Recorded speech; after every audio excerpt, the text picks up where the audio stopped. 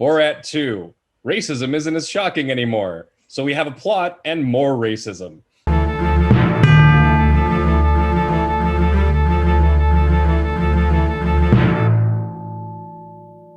Yeah, that basically sums it up. Yeah.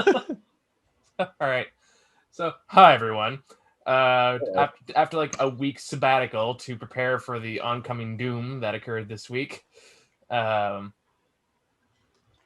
we basically all slept. Now we're back watching I'm out of thought today. What is going on with me? Hey, we're here to talk Borat 2. Is where I'm going with this. Wow, man. Are you okay?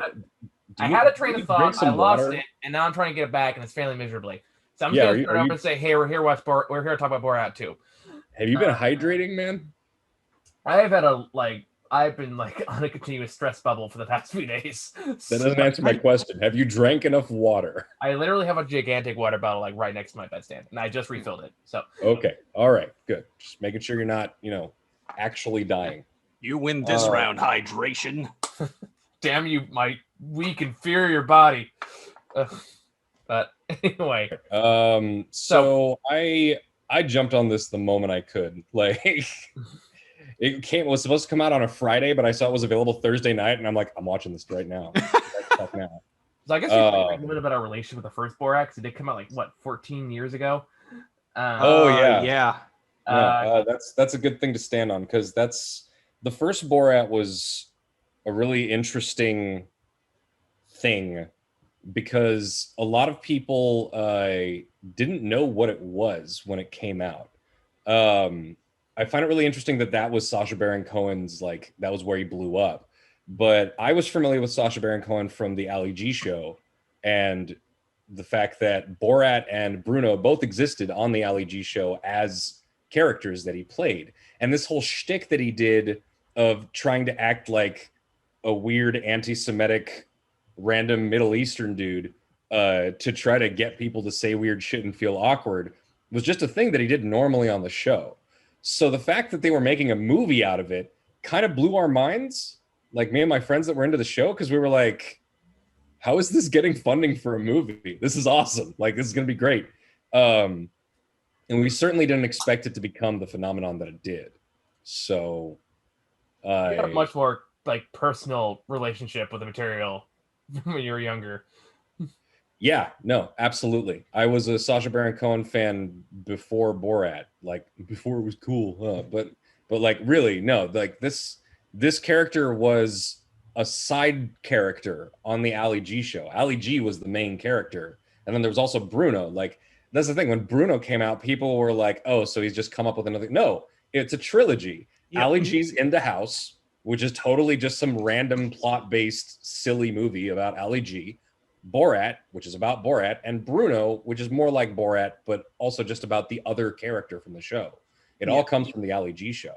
And after that, it got on to he was on Talladega Nights, and he made The Dictator, and this whole other career that came after that. But a lot of Sacha Baron Cohen's reputation early on is based entirely on the idea of him playing some weird character that seems really ignorant or just weird in some way, that is meant to make people feel weirdly uncomfortable. Either have him be a super white boy rapper guy, or have him be the weird Middle Eastern dude who's not familiar with our customs and is also very racist and misogynist. And the super gay dude who can make people uncomfortable with his gayness. That was his shtick. So it was really weird having that come out and seeing what it uncovered.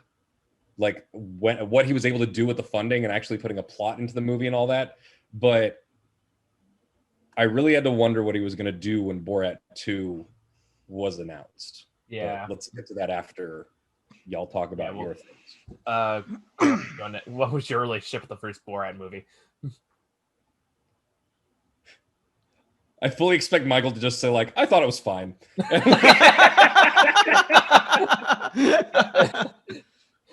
Watch the Ad Astra review, because that's so my favorite opening. Muhag goes in there with this massive, almost prepared monologue about how 6-minute tirade, just a massive 10-minute tirade, and he goes, "What do you think of it?" I thought it was fine. I was like, "No, you're wrong." Grant, what was your relationship with the first Borat movie? I remember seeing that, when it first came out in theaters too. I watched with my dad. We had a freaking blast. I'm one of those guys that learned about the whole Ali G show thing afterwards. Or I think I may have at least learned about the Ali G part when it was coming out. After it was announced, before it came out. And yeah, I freaking love that movie. I remember having it on UMD so I could watch it on my PSP every now and then. Jesus. Talk about a Sony format that didn't make it. I had a UMD of fucking Van Helsing when I was younger. Wow. I had one that was supposed to be Helsing, the anime. No, it was supposed to be Gungrave, but it ended up being Helsing. So I was like, I don't know what happened here, but this is kind of hilarious. Important distinction. Yes. It's like the difference between Trigun and Outlaw Star. Yeah. Those are references. I don't know what any of those things are. Yeah, see, when Borat came out, this was like, I remember, because this is back when I still went to church. This was like right off the heels of Napoleon Dynamite, which is another movie that got quoted endlessly that I fucking hated. Like, even as a kid, I remember watching like Napoleon Dynamite on a bus and thinking, I have no idea what the fuck I'm watching. Now I'm like maybe in my early teens. To this day, I still don't get it. So when Borat came out, it felt like it was doing the same kind of just do nonsense for the sake of nonsense shtick, and nobody would shut the fuck up about it. I was like, I don't want to watch this. I don't care.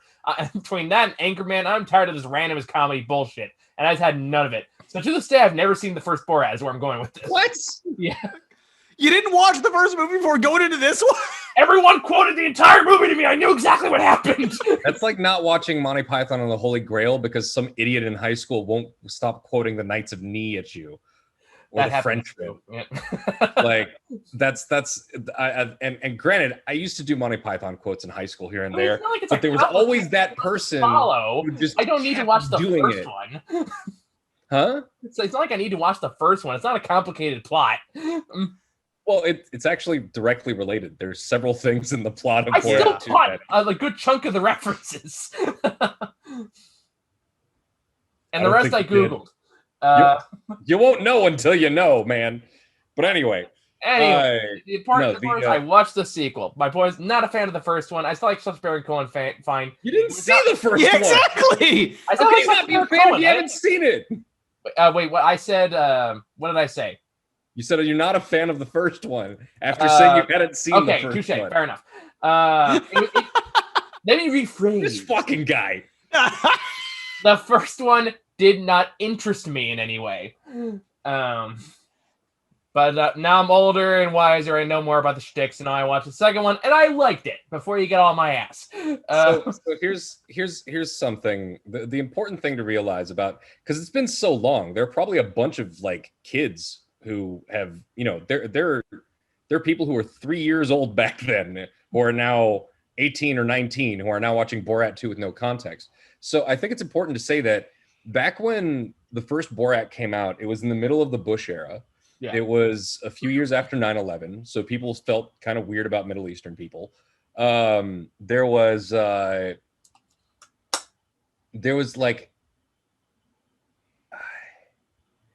it was very interesting to see Sacha Baron Cohen take this character and go and be friendly with a bunch of people and just kind of get them to say things that they wouldn't normally say and put them in really awkward situations, because it was breaking through the veneer of polite society, so to speak, right? So it actually offered a lot of really interesting insight into like how Americans interact with each other and with other cultures. And the cool thing about it was that, yes, there were all the crass jokes. Yes, there were the stupid quotes like "my wife" or whatever the fuck. But that's the thing about movies like that. They have an appeal that hits a lot of people, and it's one of those really stupid comedies that was actually really smart about it. Mm-hmm. So you have a lot of really stupid people who are going to drive people like Michael away from the movie, when the movie is actually a lot more intelligent and has a lot more to say than stupid quotes. Look, I didn't really get to and that's the main problem. I was like 18 in my defense, so like, I was. You're probably surrounded by a lot of fucking stupid people making stupid fucking quotes. I was.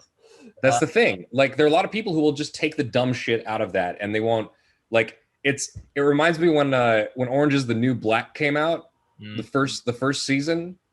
Like, few of my friends were hanging out in the living room, and one of them was like, "Hey, is that show any good?" And I'm like, "Yeah, actually, it's really has a lot of really interesting characters. Like, you think it's just about the main character, but then there's so many other stories that happen along the way. It's got really great representation. It's got really interesting insights into like the kind of problems that happen in the prison system and women's systems and like or women's prisons and like all this stuff."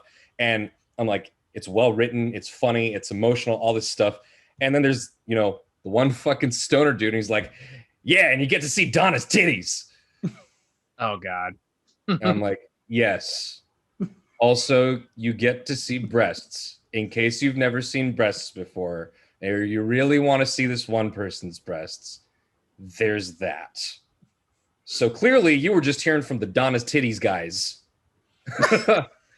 And had the rest of it fucking ruined for you. Yeah, most of my peers at that time were church-going folk. That should tell you a lot.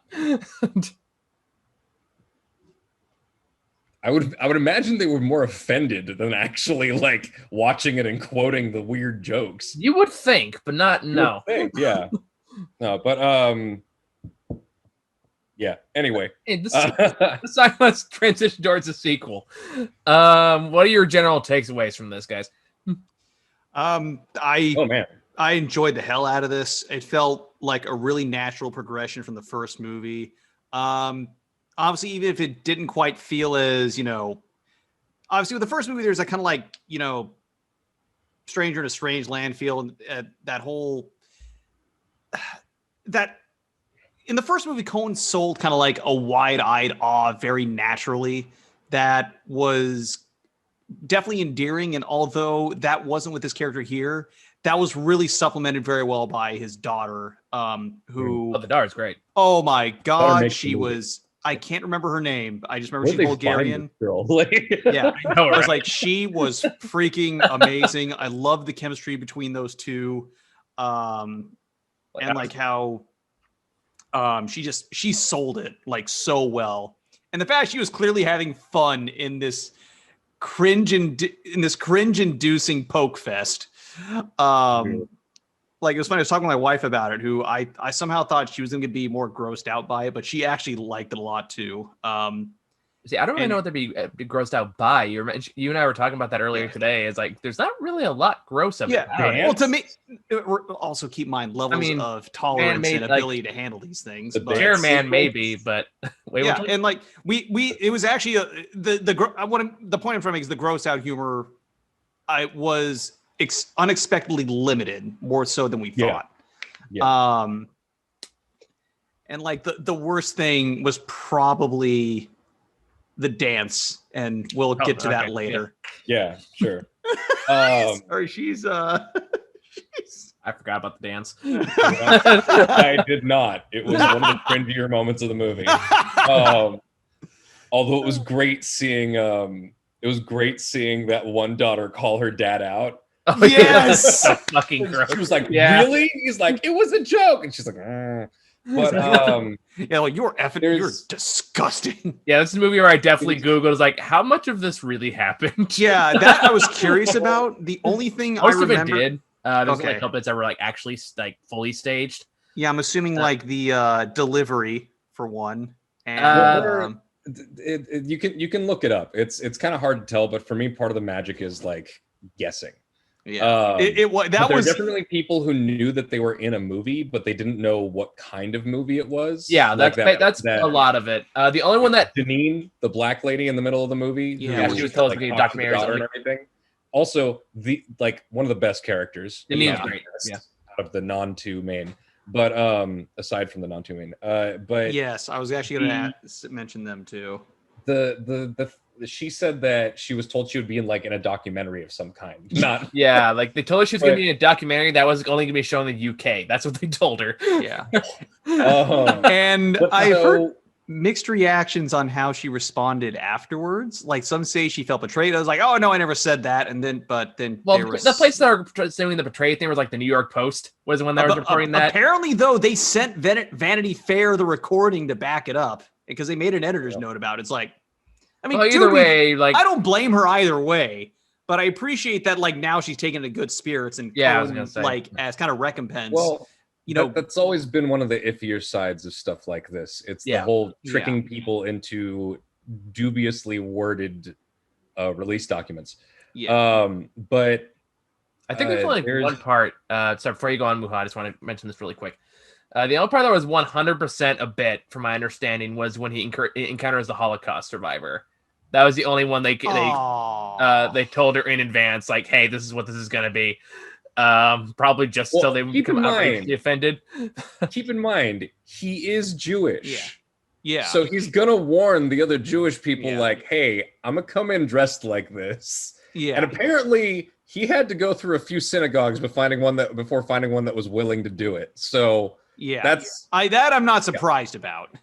But she also apparently died before the movie came out. They actually she did. That sucks. Her daughter actually tried to sue Sacha Baron Cohen and the filmmakers.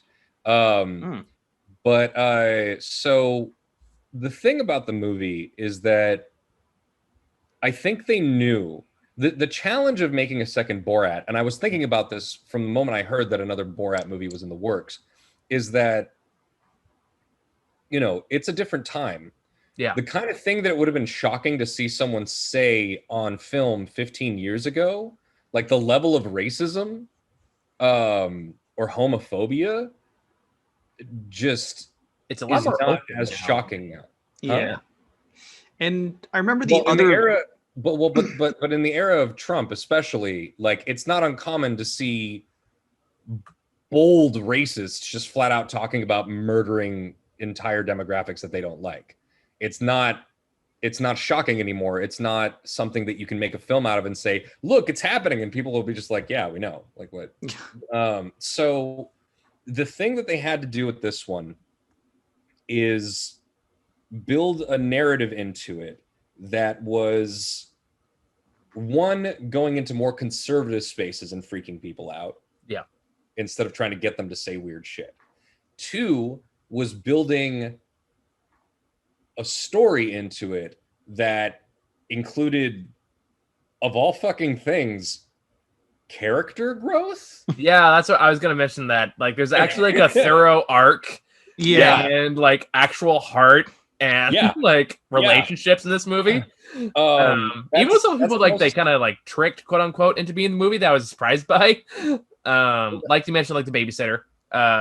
If it comes to mind, but the way that they incorporate the daughter's story into it, and the way that his relationship evolves with his daughter, and the way that the daughter like slowly comes into her own over the course of the movie and starts questioning things, it ends up being a weird celebration of America and feminism in a weird way as the movie progresses.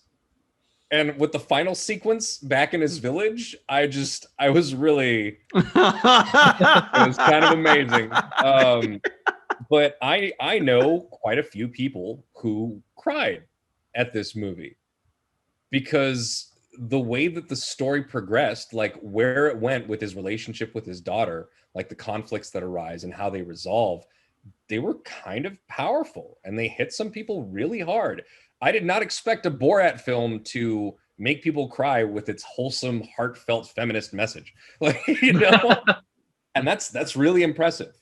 For them to recognize that they can't pull off the same movie again and to do something that not only retains the spirit of the movie, but does the new things that it needs to do to be relevant and interesting and actually hit people more powerfully, man, that's impressive. It is one of those rare sequels that comes out like over a decade after the first one that actually justifies its existence. Yeah, it's arguably even better than the original. Yeah, like between this and like Bill and Ted 3, this has been the year of the unexpectedly good sequels that should not be as good as they are. I'll still stand by Blade Runner 2049 forever. Yes. Oh yeah, like I'm talking about this year. Oh yeah. But like in terms of long distance sequels, Blade Runner 2049 was a masterpiece. We both agree on that. Yeah. But yeah, especially since I to this day don't really have much interest in watching the first one. To watch this one and go like, okay, there's a lot more to this than I was expecting. Was a pleasant surprise. Yeah. Same. Other thing I'd like to bring up is how, the other kind of third hurdle, which is probably the least of the hurdles, is how do you make a Borat movie where he surprises everyone when everybody knows who the hell Borat is? Yeah, I like to address that first. Yeah. And going the whole, and basically going to quote Tropic Thunder, dude playing a dude disguised as another dude angle was genius. And some of the lengths they go out to, like him and his daughter both go to some extreme lengths to like sell these parts. Like again, there's a whole sequence in the movie. This goes into spoiler territory, by the way, where he lives. Should we just call spoilers off, or like... Yeah, spoilers off. Where he goes to these redneck people right when like the lockdown orders go into effect, and he lives them for 5 days. Like in real time. I googled it. Sacha Baron Cohen called it the most difficult thing he's ever had to do in his career, because he had to stay in character 24/7, like 24 hours a day for 5 straight days. Oh Jesus! And apparently, cameras. Like, how'd they do the cameras in that scene? I mean, they probably told us like a documentary thing, so they just had like cameras everywhere still, but they still had to be in character for that entire time, and that's like when he's running around with the fucking strap on, just like, and they're trying so hard to ignore him, like it's so unbelievable, man. And it's like you can also even see the frustration with the whole him thing trying to kill the virus with the frying pan, like just seeing the look of. Yeah, I think we got it. All right, we're good. Yeah. But I think that there was one reviewer who he put it best in the things that I've read. He said his daughter is like something that Sacha Baron Cohen cooked up in a lab. Like, she is so perfect for the role. Yeah, I can see that. She is as good as he is at maintaining the veneer of like illusion of being this character, and she plays it so well. And she goes tit for tat with him in the scenes where she needs to. And when she goes off on her own, she's just as effective as he is at putting a straight face and shocking people. And it's amazing. I fucking love it so much. Oh God, it's like, what if Borat but a woman? And it works. The women's Who would have thought that? The women's center. Thought you take this misogynist ass character and you make a female counterpart for him, and she works.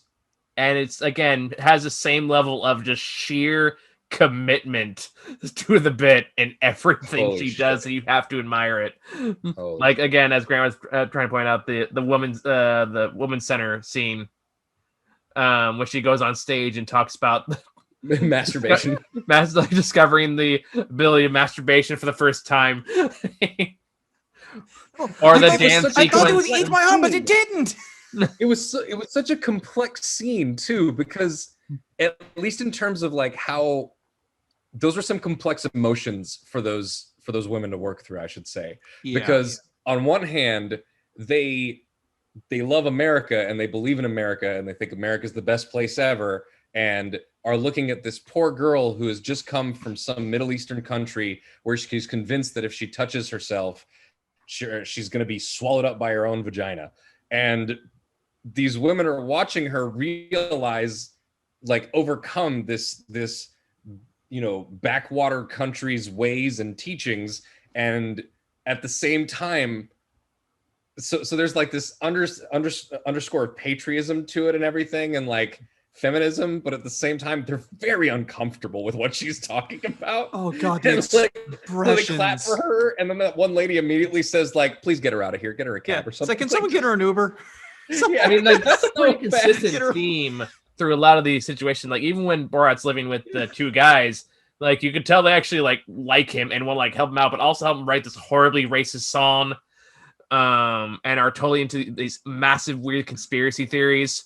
But they're patriots, god damn it, and they still help him find his daughter at the end, and it's just like I think even Sacha Baron Cohen is like they've just been horribly radicalized and indoctrinated by social media bullshit.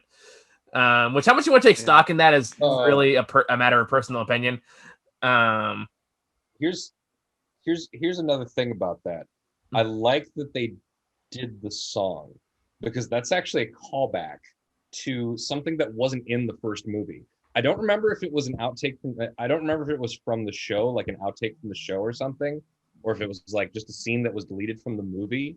But there was something that was going around. This was like before YouTube, so you had to find the video. But Sacha Baron Cohen as Borat went to like a bar in the South, and he got a guitar and just started playing it and started singing a song called "Throw the Jew Down the Well." Oh, Jesus. And he said that he had to improvise after the first verse because he expected people to stop him. Oh, no. He started singing along. Oh, no. So it was one of these things where he was still becoming familiar with America and how racist it actually is. And, you know, as a British person, so it was very interesting to see him also figuring it out as he went along and improvising, master improviser. But then to take that, what he knew from that experience and bring it into this new song and to sing it at a Trump rally, like, sorry, the March for Our Rights bullshit. To sing it at that venue, fucking mind-blowing. And to see it basically get the same reaction out of people. Like, he knew exactly what he was doing, and it worked. Well, here's the thing about that, too. Here's something that's not in the movie. How they edited that. How they edited that, because they almost killed him. Because he tried to come back. Did he try? Is that why? Well, no, because I remember when this first happened before the movie was official and everything, when because him at the rally was one of the first things that people noticed of him being back, you know, doing shenanigans, was when he took the stage. And the people that tried to get him on stage were blocked by his own security guards. So that's why he was able to stay up there for so long. But he left and tried to return in a separate disguise, and people recognized him. And apparently he got into like actual danger and he had to leave. Well, that's not entirely true, because he released a video footage. He was still in the same disguise, so he didn't even change. Yeah, he was in the middle of the set, and then someone was walking, was like, "Hey, that's Borat! That's Borat!" And then there's like that part is like, "Gotta go." It's like, "Thank you for your time." That's when he walks off because he showed a follow-up clip, and because he tried to come back in a different costume and it didn't work. So that's not in the movie. Yeah, well, because the weird thing is, I remember he was in the same costume. He was in the same costume. He released a clip on a Tonight Show.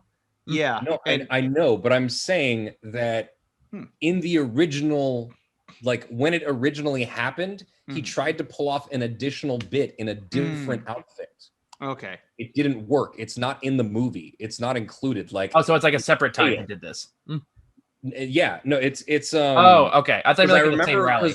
When he first did this, it was reported in the news because people figured out who he was. And so people started reporting like, oh shit, he's up to shit again. He was at this March for Our Rights rally. So people were wondering if it was going to be like another Who Is America thing or another Borat thing. Okay. But they didn't know anything. But I remember reading that they reported that he tried to come back in a separate costume and they caught on right away and he had to leave. Okay, like the first time they ran him out, so and that he must had, have happened after they tried to. These must be two. These are two separate instances where you're telling us. Yeah, at the same event, because I'm assuming at the same event. Yeah, because this happened after they tried to pull him out of the car. By the sound of things. Yeah, no, he tried to come back in a different disguise. The same day. Yeah, yeah. It was the same event. Okay. Yes. All right. I'll go with it. This is how fucking crazy Sacha Baron Cohen is. He goes straight into places where he might be fucking killed. Goes, oh man, maybe another disguise. He's not like, all right, we're done with that bit. He's like, let's try again. Like, dude is fucking crazy. Dude knows he is committed to this whole thing, and it's really impressive. I have a lot Speaking of of crazy shit, can we talk about like the most controversial part of this movie? Can we talk about Rudy Giuliani? I mean, how much is there to say, really, other than how extremely uncomfortable it is to watch? I think it's more like now that you see it in the full context of the film, it becomes a lot harder to deny, like they were trying to after the movie's release. I will say, yes, he was tucking his shirt back in. That didn't make him any less creepy as a whole, though. But he was tucking his shirt back in when he realized someone else was coming to the room after he was allowing a girl he thought was 15 years old to start like pulling at his pants and shit. Like he 100% went with it up till that point. He wanted her phone number and address. Like it's undeniable. It's in the movie. There's no, like, he can make excuses all he fucking wants. There's no way to edit that stuff in there. It is what it is. It's very plain to see. That wasn't manipulated. A young girl tried to, like, clearly she instigated it or whatever. But the point is, Rudy Giuliani even before that encouraged a situation where he would be alone with a 15-year-old girl and then allowed her to progress things at her pace if she wanted to, which is fucking horrifying. Yep. So that's the kind of shit that Chris Hansen does to get people in jail. Yeah. Like 100%. That's a Chris Hansen bit. They baited him. They fucking got him. Yeah. And it wasn't even that hard. Like he was flirting the entire time the interview was taking place too. Yeah. Yeah. Yeah. Because for me, it was a fucking good. Because for me, it was a case of, regardless of the tucking in / trying to get the mic out thing, which, you know, based on the video footage, it's like everything else before that, where, as you said, he was legit being flirty. The way he was touching her was just like, slimy. I don't, gross. it's like, I don't really, it's like, I don't care if you were right about that one part. The rest of it is still skeevy. And it's just like, you know what I would do if a young pretty girl started trying to dig my microphone cable out of my pants and started, I'll do it myself. Yeah, I'd be like, no, it's fine. I know how a cable works. I know. Please get away from my crotch. Like you're very pretty. You're very nice. Please go sit over there. Yeah, because like hell, because this is a major thing with sound. Like when I do that, like set at the mics, it like if it's a one, for example, it's like, I will not do this. Either you can have it, or I'll get you someone else who can take care of it. But it's like, I am staying back, and I don't want anything to be misconstrued or anything like that. And it's just seeing. Well, it's a matter of respecting their space. Exactly. It's a matter of understanding boundaries and not just being like, hey, I have a job, so I'm just going to touch you in places that if we were strangers, like we are otherwise, I would not. Yeah. Like it's not controversial. It's just what it is. Yeah. Can we go back to the funny stuff where they just embarrass a bunch of people? Sure. Well, I will say the one thing that did bug me a bit about the movie, though, is somehow the movie managed to be more anti-Semitic than the first one. Which did stand out because, like, didn't he kind of sort of learn his lesson at the end of the first one? That's the thing. The way I put it in my conversations with some other friends and in my Letterboxd review was basically, if there is a payoff, so to speak, in the sense that the increased anti-Semitism is addressed by the end of the movie. His anti-Semitism in general is addressed by the end of the movie. So I appreciate that at least it was going somewhere. Yeah. I still don't know if it was worth where it went. I don't know if they had to go that hard. Yeah. I'm still uncomfortable with it, but he's Jewish, so at least he's not some non-Jewish person trying to make these kind of things. Yeah. And I'm sure that doesn't make it any better for a lot of people who are Jewish and are still upset by the kind of humor that he does. It was like kind anyone.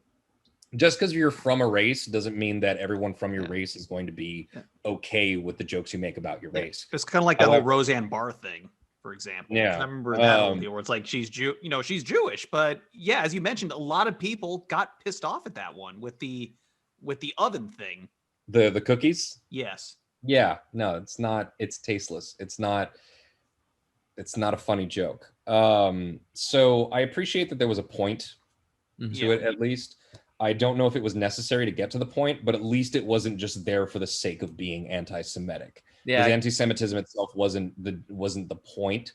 Even though it is played for laughs throughout the movie, it does come to there is a place that it's leading to by the end. Yeah, like it was part of his character growth. It's just it felt weird that there was a little bit of regression from the first movie after, like, because I remember there were still some bits there by the end of the first one, but like he had come a long way from being like super anti-Semitic from what I remembered. I think his progression was more towards like, I don't know. I don't remember too much progression from the first movie, but I remember his. That's always a rain endorsement. I still remember one of my favorite jokes from the first movie is still when he talks about how he took a naked shower with a few guys and they took like big black like fist of a sex toy and fucked him in the ass with it.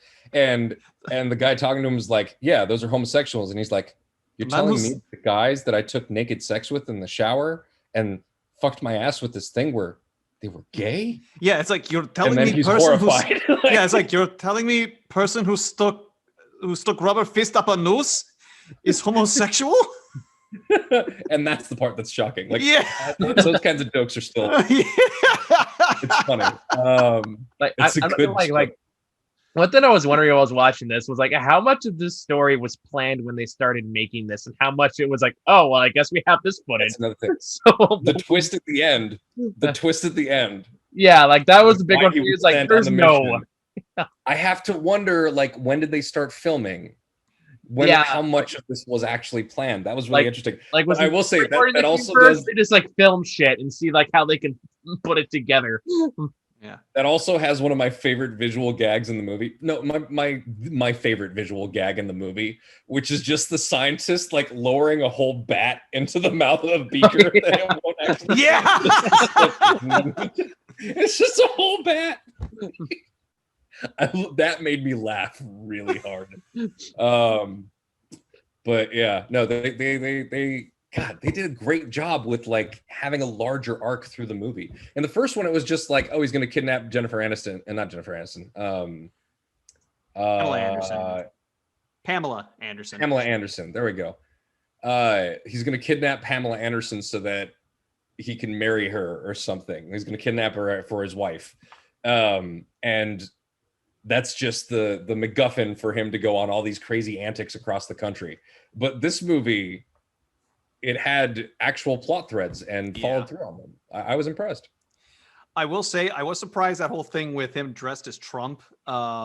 Dude, I thought that was going to happen closer to the end, honestly. And it's like God, just the first act. Pence's reaction to that whole thing just.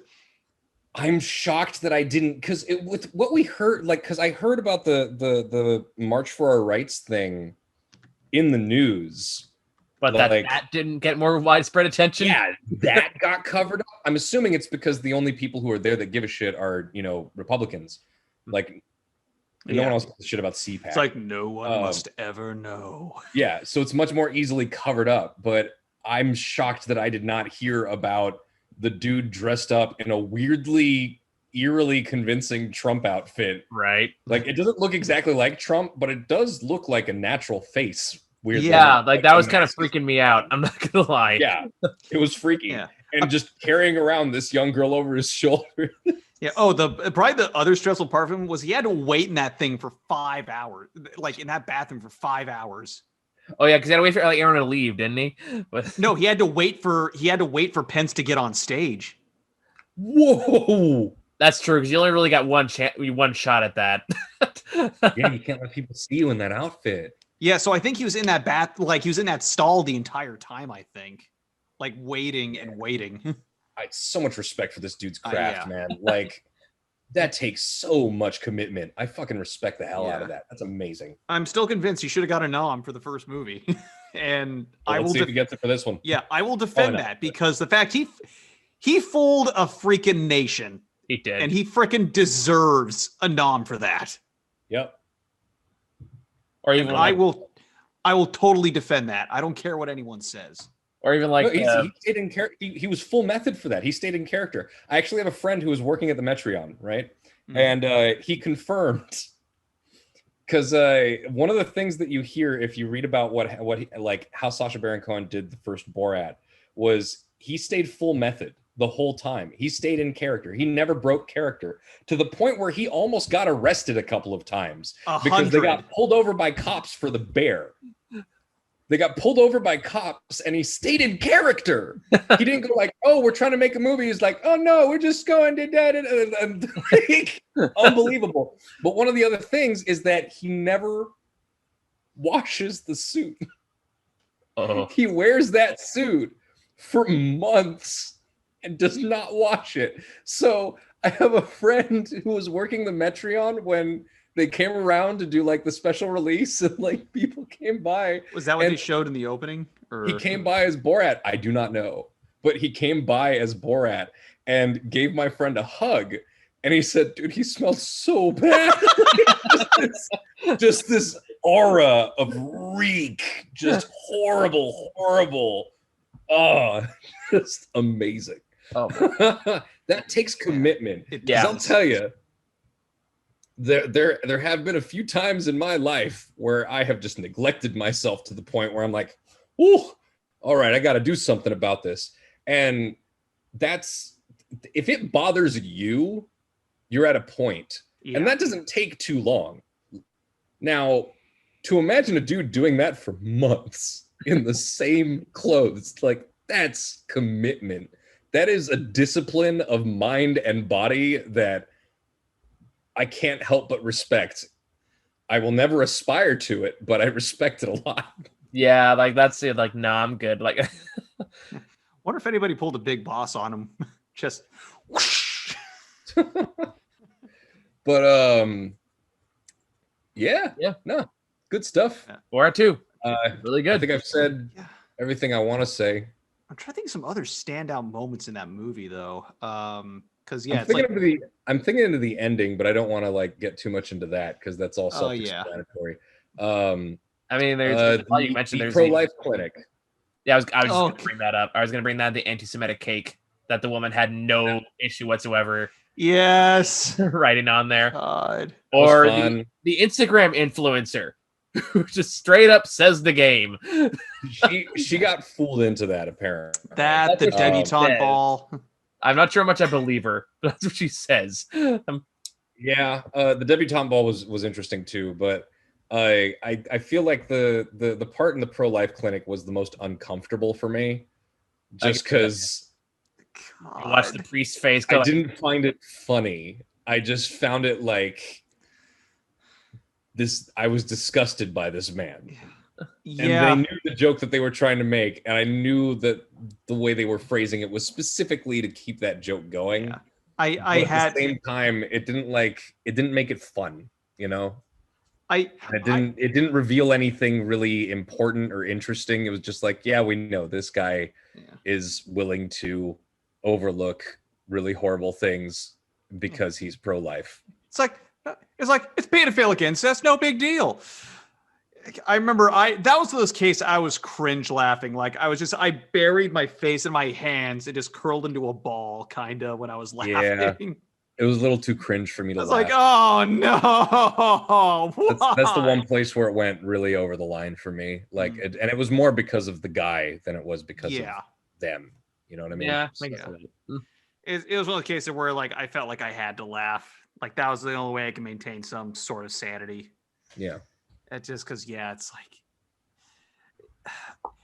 I will definitely overall say that this movie definitely revealed some darker parts compared to the first movie. Like the first one, just as you said, it was general racism, and then this one, it's like something like that's like more centralized. More like, hey, here's the parts of America that you liberals don't usually go to. Here's what they do. It's kind of what it felt like to me, anyway. And it's more like, oh, that's pretty overt. Okay, they don't even try to hide it anymore. All right, they're just saying the quiet parts out loud. Yep. Yeah, they would but salute I think on that the rally. Okay. I think the main point of that there, though, the main, like, it comes right back around to my initial point here, which was I never expected to see a Borat sequel, because how do you follow something like that up? And how do you follow something like that up when that kind of monstrous racism is so much more out in the open and unfortunately commonplace nowadays?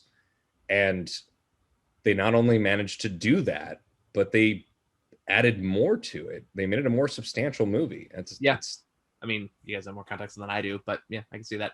Yeah. I'm just blown away by the fact that this movie exists, and not only does it exist, they pulled it off.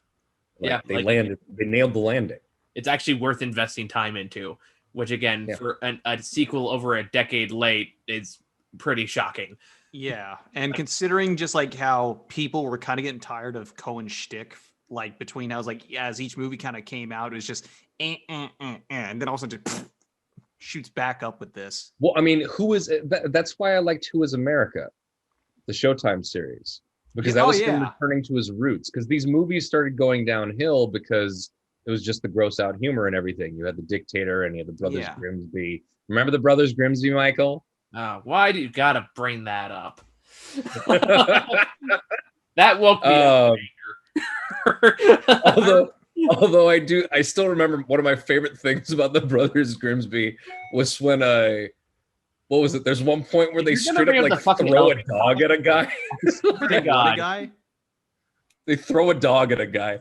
Also, Mark Strong fully commits to his role in that, as stupid as the character is, and I appreciate that.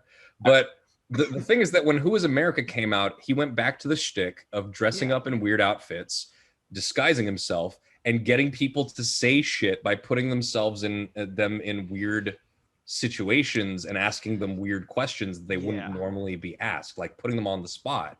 And that was really that's his roots. That's his strong suit. So I really love that show. If you haven't seen that show, I still really recommend you go see that show. I've seen bits of it, and I remember really liking it, as uncomfortable as it got sometimes. I remember there were some jokes that some mutual associates were not too keen on because of, it was like the racism hit a bit too close to home, and I do not blame them on that.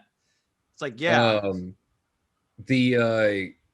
but I think that's the reason that this movie is so good. Yeah. Not just that it's doing so well, but that the quality is so high is because he is at his best when he is doing this kind of thing. And it has a point to it that you can't get out of a normal, stupid, gross comedy. So like your Brothers Grimsby. Yeah. Now they got that movie back in my fucking head after I've successfully repressed it. Remember how long the scene with the balls was?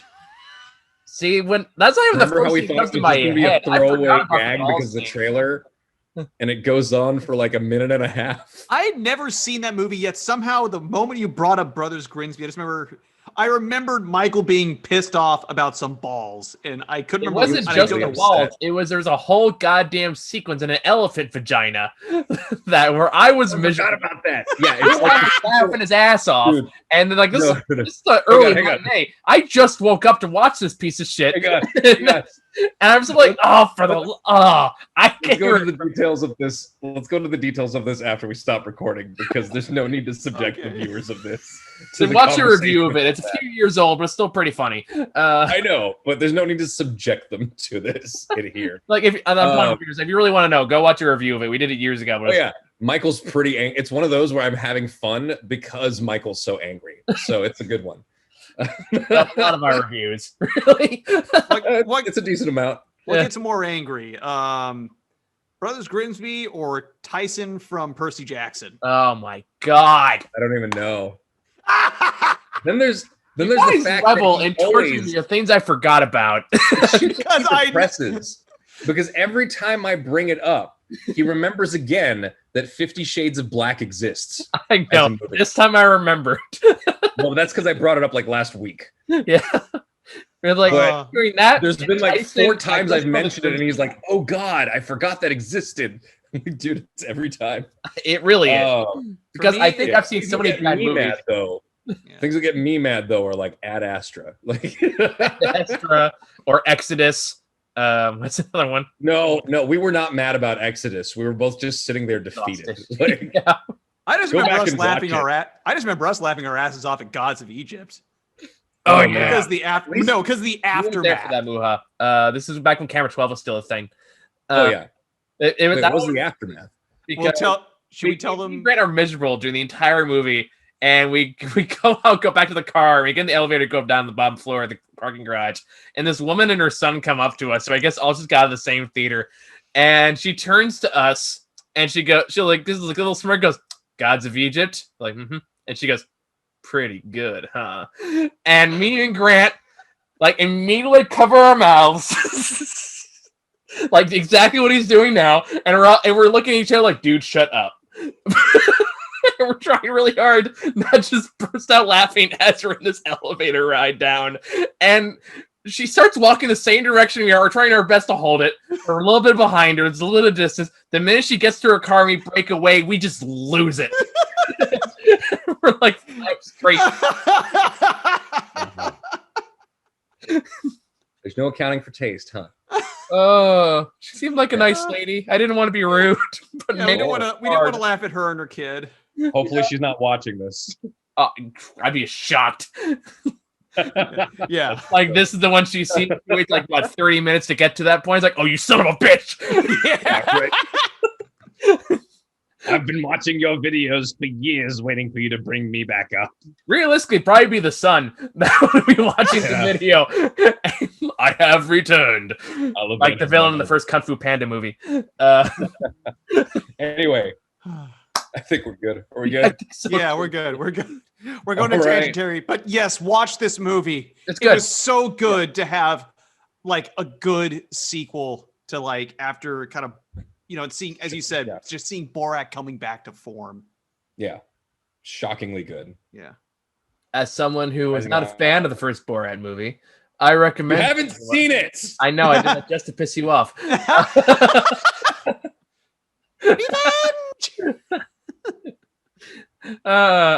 good. It's really good. I don't have anything compared to. So, I have to go watch Holiday to talk with Sarah tonight. So that's probably going to do like right after we're done talking. So, yay! What a chaser! All right, have fun with that. You guys are all right. Yeah, just let me know when you're watching Witches. I'll try to join you. And like Buha said, like and subscribe. Yeah, there's a whole bunch of movies I got to watch next week. Yeah. Thank goodness most of them are on streaming now. Thank God. I'm like, I deliver the because they're on streaming because like I'm not going to a theater right now unless I really want to. Still down for Tenet, by the way. Might go for Tenet. Like that's pretty much it. I'm not going for the lead. If Mank was going to a real theater, I would do that too. But it's just Tenet right now. All right. Tenet and New Mutants. Again? I don't even think it's in theaters anymore, is it? It still is, I think. Actually, last I checked. The few movies that are in theaters, they're stretching them out real long because they don't need to pay for anything new. There's no need to cycle in new stuff. That's like they're putting old content in there. Like as far as I think like New Mutants supposed to go on Disney Plus next month, so I'd rather just wait until then. Whatever. Yeah, that would be preferable based on the things I've heard. All right. Anyway, that's it for this one. Thanks for watching, guys. See you later.